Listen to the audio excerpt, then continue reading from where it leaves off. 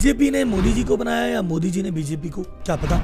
वैसे ही गुड़गांव की वजह से डीएलएफ है या डीएलएफ की वजह से गुड़गांव, पता नहीं। जानेंगे आज की केस स्टडी। गुड़गांव के रियल एस्टेट के कुछ किस्से सुनिए। अभी कुछ दिनों पहले गुड़गांव का एक प्रोजेक्ट था प्रिवाना वेस्ट करके, वहां पे 5600 करोड़ रुपए के फ्लैट बिके मात्र 3 दिन में। इससे पहले इसी प्रोजेक्ट का प्रिवाना साउथ लॉन्च हुआ था जनवरी में, 4 महीने पहले।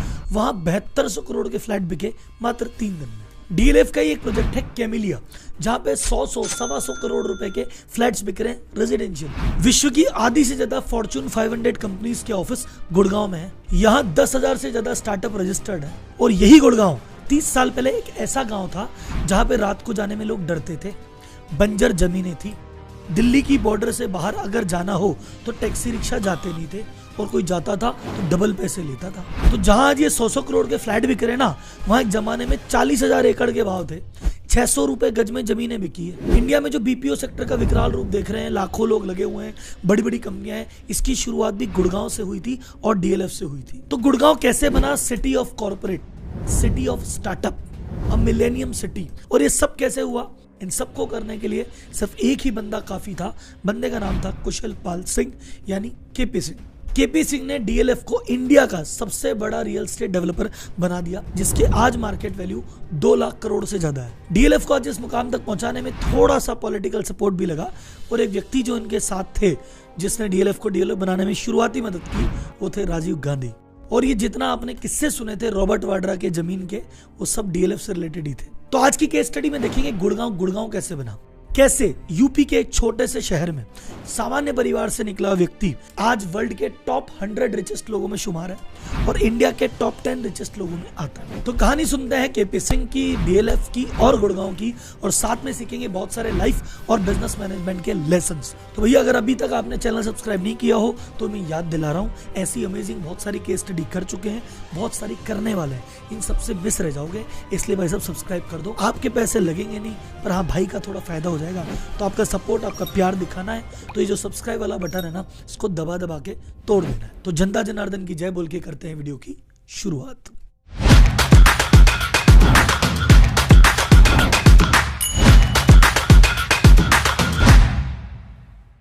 कहानी शुरुआत होती है कुशल पाल सिंह यानी केपी सिंह जी के बचपन से। ये भाई साहब यूपी के बुलंदशहर से आते हैं। इनके पिताजी वकील थे, माताजी हाउसवाइफ थी। जिंदगी चल रही थी, सामान्य परिवार था। फिर इनके एक दोस्त ने इनका जबरदस्ती इनको बिना बताए एक फॉर्म भर दिया कि लंदन में हो रहा है ग्राउंड इंजीनियरिंग कोर्स। खुद का फॉर्म भरते भरते इनका भी भर दिया, ये हुए सिलेक्ट। अब अनजाने में लंदन जाने का मौका, घर वालों ने कहा बच्चे का भविष्य सुधर जाएगा, जैसे तैसे पैसे जोड़े, भेज दिया इंग्लैंड। अब पढ़ाई में थे एवरेज, लेकिन स्पोर्ट्स में थे अव्वल। टेनिस खेलते थे, पोलो खेलते थे।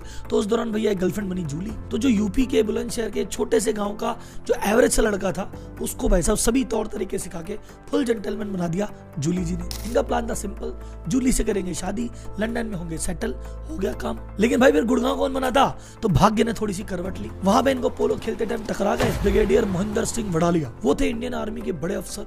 उन्होंने कहा जेंटलमैन तुम भारत के हो यार, 6 फुट के लंबे चौड़े खूबसूरत नौजवान। अरे बोले आर्मी तुम्हारा वेट कर रही, तुम क्या कर रहे हो। फिर बहुत सारी घटनाएं हुई। इनका मन नहीं था कि नहीं करूंगा ज्वाइन, लेकिन फिर कुछ आगे पीछे ऊपर नीचे, भाग्य के आगे कोई नहीं जीतता। अल्टीमेटली 23 साल की उम्र में यह है भारत, और इन्होंने ज्वाइन की इंडियन आर्मी। उस समय आर्मी का रूल था फॉरेनर से शादी नहीं कर सकते।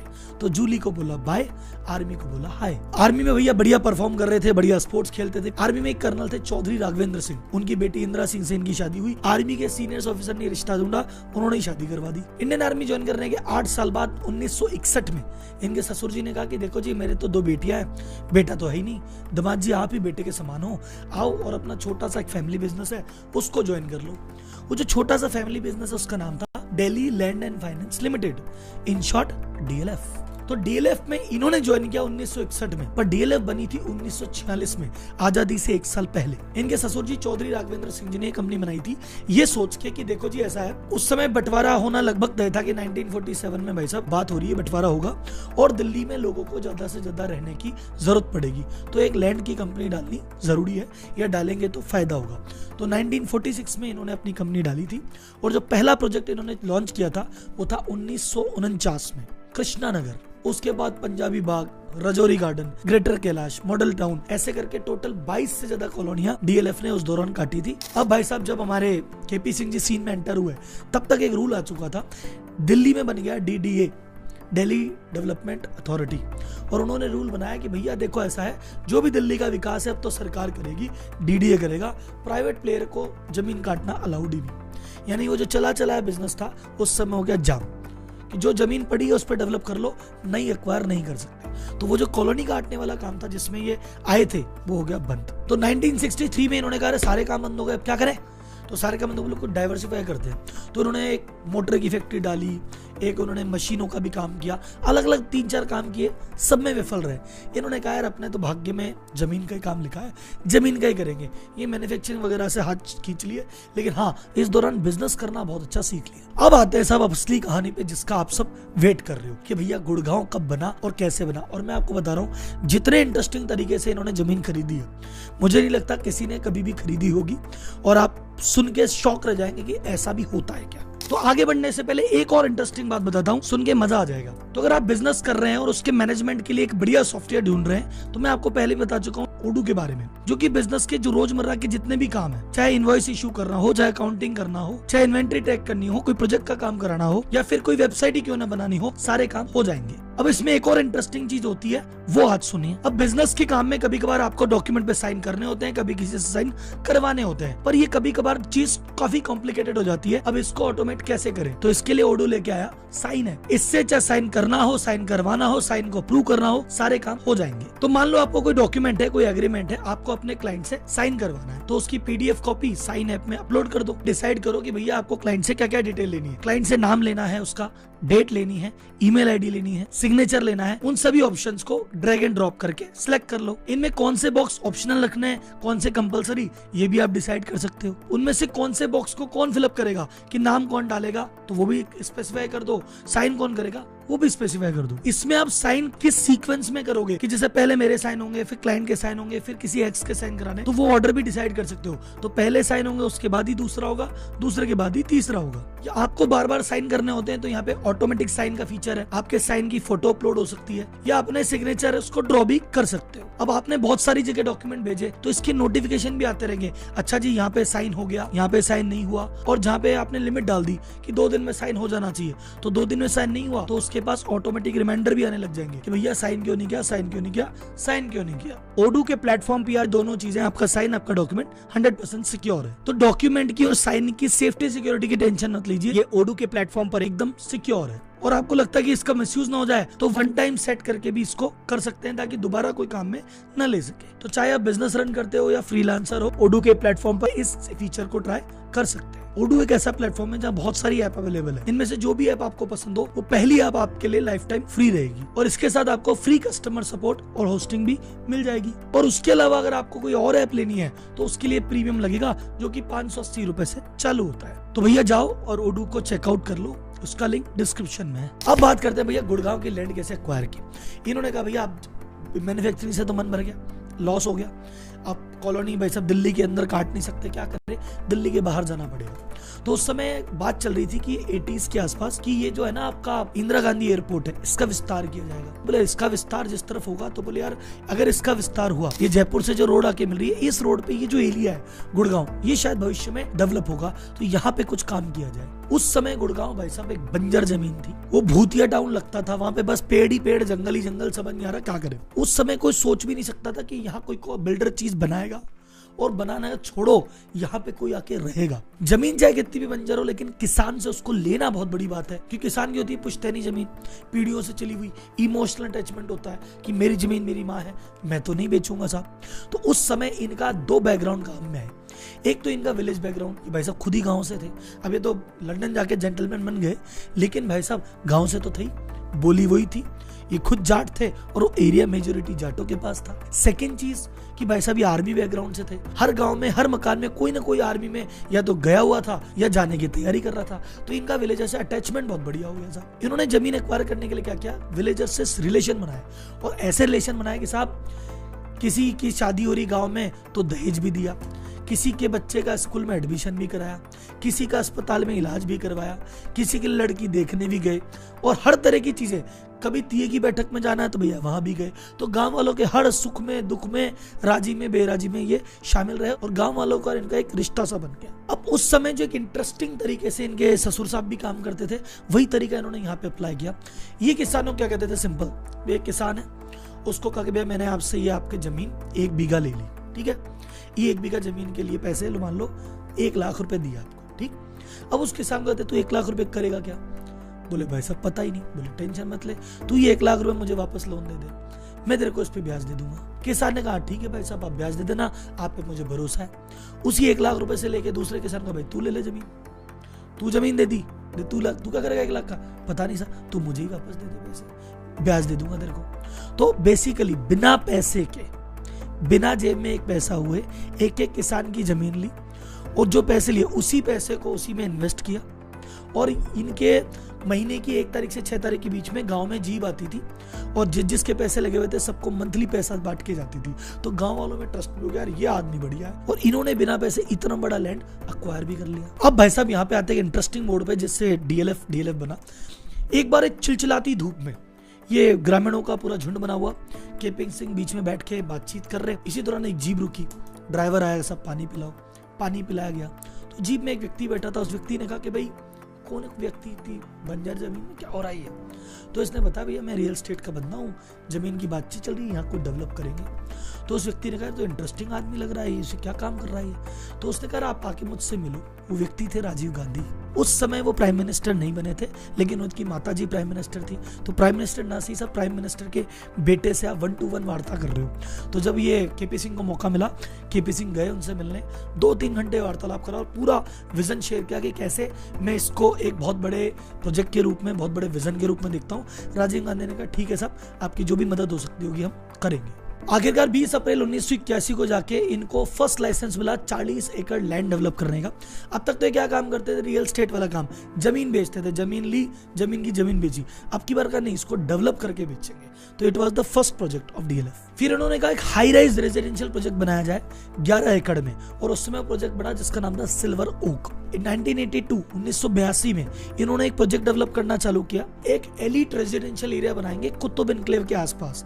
उस एरिया को आज क्या कहते हैं, हाँ डीएलएफ सिटी कहते हैं। और 81 में पहला लाइसेंस मिला था 40 एकड़ का। धीरे धीरे बिना बाजार में हल्ला मचाए, धूम मचाए, धीरे धीरे हौले हौले इन्होंने 1983 मात्र 3 साल में टोटल लाइसेंस ले चुके थे ये 556 एकड़ लैंड को डेवलप करने का। तो आप समझ सकते हैं सब, एक ही व्यक्ति, एक ही कंपनी 556 एकड़ लैंड डेवलप करेगी साहब। तो आपको लग रहा है सर इनकी जिंदगी तो मस्त है यार, लाइसेंस मिले जा रहा है, चीज बनाए जा रहे हैं। नहीं साहब, इतनी मस्त भी नहीं है, कुछ ऊपर नीचे होता है। अब इतना ऊपर है, कुछ नीचे भी आपको दिखाता है। इनकी जिंदगी में, डीएलएफ की जिंदगी में जो सबसे बड़ा कलेश मैं कहूंगा, दिक्कत या प्रॉब्लम ये थी, एक इनके दोस्त थे जिनसे इनकी एक समय पे बहुत गाढ़ी दोस्ती थी, एक दूसरे पे घर के आने जाने का, चाय पकौड़े खाने का व्यवहार था। लेकिन भाई साहब बाद में वो इनके हो गए दुश्मन। वो थे इंडिया के एक समय पे डिफेंस मिनिस्टर और एक समय पे हरियाणा के सीएम बंसी लाल जी। बंसी लाल जी की पहले इनसे बहुत अच्छी दोस्ती थी, बाद में किसी बात पे पंगे हो गए, और पंगे होने के बाद जैसे ही वो 86 में सीएम बने, सबसे पहले उन काम उन्होंने ये किया कि डीएलएफ को अब तक जितने भी लाइसेंस मिले सारे रद्द कर दिए सिंगल डे। और ना सिर्फ लाइसेंस रद्द किए, सरकार की ओर से पेपर में ऐड दिए गए बड़े बड़े कि भैया डीएलएफ के लाइसेंस रद्द कर दिए गए हैं, कोई भी इन्वेस्टर को अब 1 भी रुपया ना दे। अब ये ऐड सरकार, सीएम खुद डलवा रहा है। अब आप बताओ आप कैसे काम करोगे? अच्छा, उस समय डीएलएफ की रेपुटेशन एकदम से खराब हो गई साहब कि अरे यार तो लाइसेंस ही रद्द हो गए, अब क्या होगा, अब क्या होगा, अब क्या होगा। तो उस समय एक तो इन्होंने बहुत अच्छा डिसीजन लिया, इन्होंने कहा कोई भी रिफंड मांगने आए दे देना। तो उस समय कुछ लोग रिफंड मांगने आए, पर जब ये देने लगे ना, तब ये आदमी तो सॉलिड है, फिर लोगों ने उतने रिफंड नहीं मांगे, एक बार स्थिति संभल गई। इसी दौरान 1984 में इंदिरा गांधी जी के बाद राजीव गांधी जी बन गए देश के पीएम। और पीएम बनने के बाद वो एक क्या करते थे, अपने निवास पे जनता दरबार लगाया करते थे, और वहां पे जनता आती थी, अपने अपने प्रॉब्लम सुनाती थी, और वो जो भी कर सकते थे वो उनके लिए करते थे। उसी लाइन में एक बार दरबार में एक बार बैठे हुए थे राजीव गांधी जी, उनको लाइन में लगे हुए देखे केपी सिंह जी। अरे यार केपी सिंह जी तुम क्यों लाइन में लगे हो? बोले साहब बंसी लाल जी ने ऐसे ऐसे कर रखा है। बोले मैं बात करता हूँ कुछ। इनफैक्ट एक ऐसी स्थिति आ गई थी जब बंसी लाल जी पीछे पड़ गए थे कि केपी सिंह को अरेस्ट करवाएंगे। उस समय भी राजीव गांधी जी के ऑफिस से इनको सूचना मिली, भैया छुप जाओ नहीं तो अरेस्ट करवा देगा ये तो। अच्छा, ये सारी बातें मैं उनकी जो जीवनी ये किताब में है इसमें से देख के बोल रहा हूँ, ये मेरा मनमाना कुछ भी नहीं है। 1987 में जब ये हटे तो भाई साहब इन्होंने कहा कि चलो आप खुल के दोबारा काम चालू करते हैं, लेकिन उस समय भाई साहब रेपुटेशन बहुत खराब हो चुकी थी, बैंक पैसे देने को तैयार नहीं था, तो बाजार से जो अपन पैसा उठाते ना महंगी रेट पे, वो पैसा उठाया और जमीन खरीदनी चालू की। क्योंकि अच्छा उस समय लोन लेके जमीन खरीदी, लोन चुकाने का टाइम आया और लोन लिया, उससे पुराना लोन चुकाया, बचे पैसों से फिर जमीन खरीदी, अब इसका टाइम आएगा तो फिर कर देंगे। आप बोलेंगे राहुल जी लोन लेके जमीनें क्यों खरीद रहे थे? उस समय 40,000 रुपए एकड़ के भाव थे। उसके बाद 1989 में देवीलाल जी ने जो लाइसेंस निरस्त थे वो रिस्टोर कर दिए, तो जो जमीन ये उस समय बिना लाइसेंस के 600 रुपए गज पे जा रही थी, वो लाइसेंस आते ही 2,000 रुपए गज पे जाने लगी और एकदम तुरंत फायदा इनको हो गया। लेकिन भाई साहब ये जो मजे थे ज्यादा लंबे समय तक नहीं चले, क्योंकि भाई साहब कुछ समय बाद चुनाव फिर हुए और फिर बंसीलाल जी वापस सीएम बन गए। और बंसीलाल जी तो ठान के बैठे थे कि भैया मैं सीएम बनूंगा तो डीएलएफ को काम तो नहीं करने दूंगा। उस समय एक रोड डेवलप हो रही थी जिसको आज की डेट में NH8 के नाम से जानते हैं। NH8 जो कि जयपुर से दिल्ली को कनेक्ट करती थी, वो रोड जब डेवलप हो जाती तो उससे भाई साहब गुड़गांव को बेनिफिट मिलता और स्पेशली केपी सिंह और डीएलएफ को। आते ही साहब सबसे पहले बंसीलाल जी ने रोड का काम रुकवा दिया। वो तो फिर भाई साहब जब 2003 में चौटाला जी सीएम बने दोबारा, तभी से NH8 के काम को दोबारा अप्रूव किया और फिर ये प्रोजेक्ट बना। तो इस बार बंसीलाल जी और केपी सिंह में थोड़ी टसल चलती रही, लेकिन जब बाद में बंसीलाल जी सीएम पद से भी हट गए और इनके जो बेटे थे बंसीलाल जी के, उनकी भी एक दुखद दुर्घटना में मृत्यु हो गई। उसके बाद जाके धीरे धीरे थोड़ा बंसीलाल जी शांत हुए और केपी सिंह से लास्ट मोमेंट पे जाके इनकी दोस्ती हुई और उन्होंने माना कि यार मैंने तुम्हारे साथ थोड़ा गलत किया था। ये सब वर्णन केपी सिंह ने अपनी बुक में लिखा है, आप जाके देख सकते हैं। अब बात करते हैं एक और इंपॉर्टेंट चैप्टर के बारे में कि देश में बीपीओ का कल्चर स्टार्ट करने में केपी सिंह का योगदान कैसे है। जब ये पॉलिटिकल मारामारी इधर चल रही थी तो चली रही थी, एक तरफ इन्होंने कहा गुड़गांव को फेमस कैसे करें। गुड़गांव तब फेमस होगा जब यहाँ पे फॉरेन इन्वेस्टर आएंगे, बड़े बड़े ब्रांड आएंगे। उन्होंने सोचा यार कॉर्पोरेट को बुलाया जाए, तो जब एक फॉरेन कॉर्पोरेट, एक बड़ा कॉर्पोरेट आएगा ना, तो उसके पीछे पीछे सब आ जाएंगे। तो इनका किसको पकड़े तो इन्होंने कहा जो उस समय विश्व का नंबर 1 कॉर्पोरेट जो GE था, उनके लीजेंडरी CEO थे जैक वेल्च, उनसे कोई मित्रता इनकी बनी। उन्होंने इनको भारत आमंत्रित किया और इनका टारगेट था कि भैया जैक वेल्च को इतना खुश, इतना प्रसन्न करके भेजना है और इंडिया का ऐसा चेहरा इनको दिखाना है कि इंडिया आने पे मजबूर हो जाए। तो इनको इंडिया बुला के व्यक्तिगत रूप से जबरदस्त सम्मान, मतलब इनका जो होटल था, इनका जो स्वीट था, इनको राजस्थान घुमाया। राजस्थान में इनके लिए आतिशबाजी, दुनिया भर की चीजें जो आप सोच सकते हो। मतलब जैक वेल्च जब इंडिया आए थे, केपी सिंह ने वो प्रबंध किए थे जैसे कोई राजा भारत में आया हो। पर्सनल लेवल पे बहुत ज्यादा भाव विभोर हो गए। जैक वेल्च ने अपनी बुक में इस ट्रिप का मेंशन किया है कि one of the best trip थी मेरी लाइफ की। फिर उन्होंने बिजनेस के सिलसिले में जैक वेल्च की मीटिंग कराई। जैक वेल्च ने कहा इंडिया में काम नहीं होता, मैंने सुना है। अरे बोले क्या चाहिए, वो सब एक बार में होता है। तो उन्होंने एक ही जगह बैठ के लाइन से कि आपको इस मिनिस्टर से मिलना है, सुबह 10 बजे इससे मिलो, 12 बजे उससे मिलो, 2 बजे इससे मिलो, 4 बजे आपको PM से मिला देते हैं। सारे मिनिस्टर से, सारी मिनिस्ट्री से, PM से एक ही दिन में मीटिंग करा दी। उन्होंने कहा यहाँ काम तो बड़ा फास्ट होता है। उन्होंने कहा देखो इंडिया के टैलेंट से आपका परिचय कराते हैं। तो बहुत सारी छोटी छोटी कंपनियां जो IT का काम कर रही थी, उनसे इनकी मीटिंग कराई। एक यंग सा नौजवान लड़का उस समय प्रेजेंटेशन देने आया, उसने प्रेजेंटेशन दी। उसका नौजवान का नाम था अजीम प्रेम जी, विप्रो। उन्होंने अपनी पहली प्रेजेंटेशन जी को दी। जी ने कहा यार काम तो बहुत बढ़िया कर रहे हैं, चलो अपना जो BPO का आउटसोर्सिंग का काम है अब की बार इंडिया से करवाया जाए। और उस समय पहला कॉन्ट्रैक्ट $10 मिलियन का उस समय मिला और इंडिया में पहली बिल्डिंग इन्होंने डाली गुड़गांव में जी ने। अच्छा, ये जो पूरा जी का एक छोटा सा डिवीजन था जिसमें काम आता था, फिर जब काम फैला तो उन्होंने डिवीजन को एक अलग से कंपनी बना दिया। उस कंपनी को आज हम जेनपैक के नाम से जानते हैं। और धीरे धीरे जो मिलियन का काम बिलियन में आ गया। और जब जी विश्व की सबसे बड़ी कंपनी भारत में आई तो उसके बाद तो एक के बाद दूसरी, दूसरी के बाद तीसरी, करते करते फॉर्च्यून 500 की 250 से ज्यादा कॉर्पोरेट आज गुड़गांव में अपना ऑफिस रखती है। तो इसीलिए जैक वेल्च ने अपनी बुक में इनको ट्रू एम्बेसडर ऑफ इंडिया भी कहा है केपी सिंह को कि भाई इसके पीछे हम लोग आए थे, ये ना होता तो हम कभी इंडिया की तरफ रुख ही नहीं करते। 2003 आ गया था, IT का काम होने लग गया, बड़ी बड़ी बिल्डिंग बनने लग गई। तब भाई साहब उस समय CM थे ओम प्रकाश चौटाला जी। उन्होंने कहा IT रिलेटेड प्रोजेक्ट पे थोड़ा सा जोर दिया जाए और यहाँ पे कोई ऐसी जगह बनाई जाए, कुछ साइबर पार्क वगैरह बनाया जाए जिसकी वजह से यहाँ पे जो IT कंपनीज है आ सके। तो DLF ने कहा हाँ जी साहब हम पहुंचते हैं। और फिर बनी साइबर सिटी जो बनी 13 मिलियन स्क्वायर फीट, यानी 1,30,00,000 स्क्वायर फीट एरिया में साइबर सिटी पूरी की पूरी बसाई गई DLF के द्वारा। तो गुड़गांव में ना सिर्फ कॉर्पोरेट के लिए काम किया, फिर इन्होंने उनका रेजिडेंशियल लेवल पे भी काम करेंगे, क्योंकि जब इतने बड़े बड़े कॉर्पोरेट आएंगे और उनके बड़े बड़े एम्प्लॉयज़ आएंगे, सीईओज आएंगे, मैनेजर्स आएंगे, प्रेसिडेंट्स आएंगे, तो वो कहाँ रहेंगे? तो उनके लिए भी लग्जरी चीज़ें बनाई जाए।